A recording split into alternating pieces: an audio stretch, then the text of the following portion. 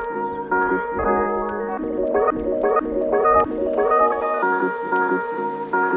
on.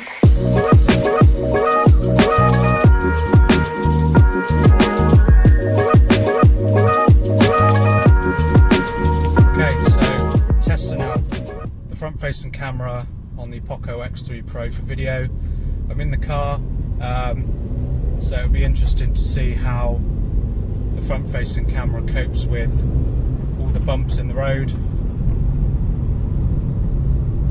Don't know how you think it looks. Trying something different with video tests, etc. So just for the sake of testing out this video a bit more, and the audio pickup, I'll just go through the specs of the POCO X3 Pro. Very similar to the X3 NFC, except you've got an upgraded Snapdragon X860 processor, which is kind of like an improved Snapdragon 855 from 2019. The model I've got here has got 6 gigs of RAM, 128 gigs of expandable storage. The camera, you still get a quad camera setup, but instead of a 64 megapixel main sensor on the back, you get a 48 megapixel sensor on the POCO X3 Pro, and you get a 20 megapixel selfie camera as well. So video on this selfie camera tops out at 1080p.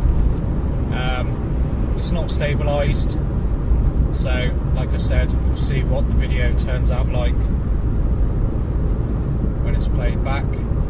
So yeah, let me know what you think of the audio pickup. Is there a lot of background noise from the car? Yeah, be interesting to know what you think. Okay, so now I'm testing out the dual video feature on the POCO X3 Pro. Just move that up a little bit. This is quite a cool feature to have, I think. See, with the angle that I've got the main camera, you can't really see a huge amount on the motorway.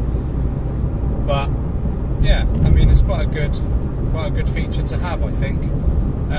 I'd have to double check on the resolution that it's recording this video at, because I had a quick look in the settings, not while I was driving, just want to add that.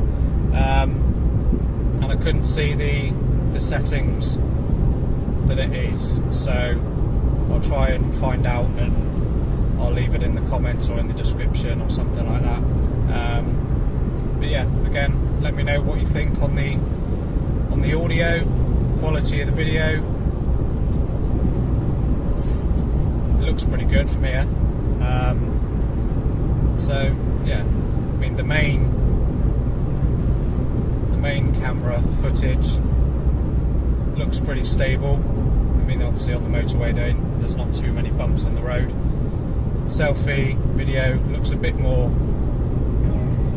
fidgety,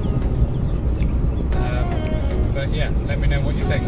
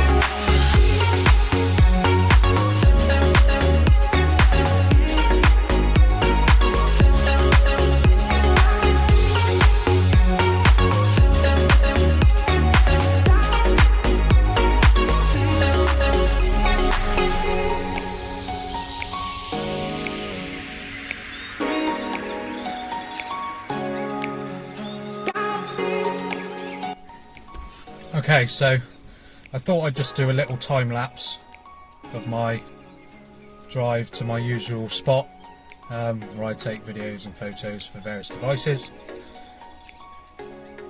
Imagine this, right? So I've got 2 video review videos on my channel live already. Imagine my third one having just video in it, because those other two I added some photos in, just, why not. But this one I'm just going to add video content to the video, because nobody wants to click on a video review and see a load of photos, I guess.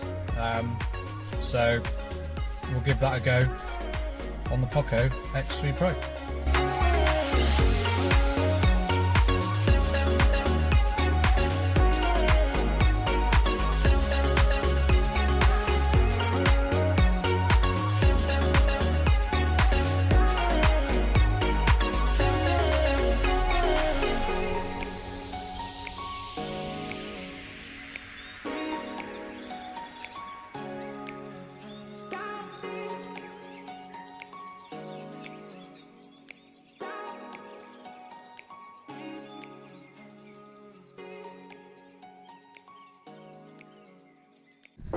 Okay, so this is 4K video on the main sensor of the POCO X3 Pro. It's pretty stable actually, quite impressed.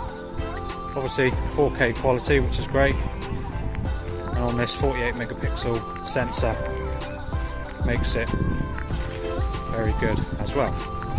I think from memory, Xiaomi, although POCO is now a separate entity to Xiaomi, I think Xiaomi was one of the first companies to bring out phones that are offering really great specs for a very low asking price, and this is no exception, even though POCO is now running on its own. I paid £199 for this, and for a phone that's got a Snapdragon 860, 4 cameras, 120Hz display, 5160 milliamp battery, you're not going to get much better elsewhere.